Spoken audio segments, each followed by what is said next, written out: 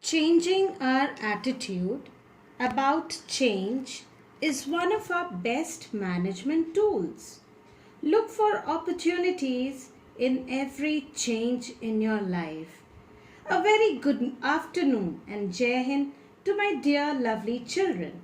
With this awesome thought, now let us start this session by doing a quick recap of what we did yesterday. And yes, I must tell you, thank you for joining me for the lovely Zoom session, the very first session when I was able to see you and meet you. It was really interactive and worth taking. Well, yesterday we discussed about what is a determiner and its three types, starting with the articles, followed by the demonstratives and then possessives. Today, without any further ado, we will do the next three types of determiners. Okay, children? Well, what are interrogative determiners? The adjectives which are used in interrogative sentences for gathering information about the noun in question are called interrogative determiners. For example, what, which, whose, how much and how many are such interrogative determiners. Now I will share few sentences regarding its usage. Number 1, which dress should I buy? Number 2, whose pencil box is this? Number 3, how much sugar would you like to have? Now next we move on to the next type, that is quantifier determiners.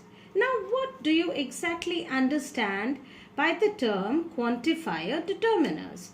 The words that provide information about the quantity of a noun are called quantifier determiners. Now these determiners are used at the beginning of noun phrases. They are used to express an amount or a degree of something.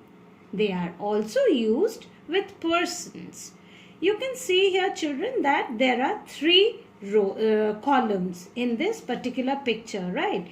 The very first column talks about when we use with countable nouns, that is a majority of, a number of, several, many, a large number of, a few, very few, a great number of. So these are the quantifiers which are used with countable nouns. Now let's move on with the uncountable nouns. That is much, a bit, a great deal of, a large quantity of, a large amount of, a little, very little. Now there are also some common quantifiers which are used with both the countable and the uncountable nouns. For example, they are enough, all, more, most, less, least, no, none, any, not any, some, plenty of and lots of. Now there are few things which you need to keep in your mind. Number 1, we use many, several and few with plural countable nouns since they denote number, like many tigers, several bushes. The quantifiers much, little, they refer to quantity and they can be used before uncountable nouns like little hope, much work. Now the words some and any can be used before both the countable and the uncountable nouns. We generally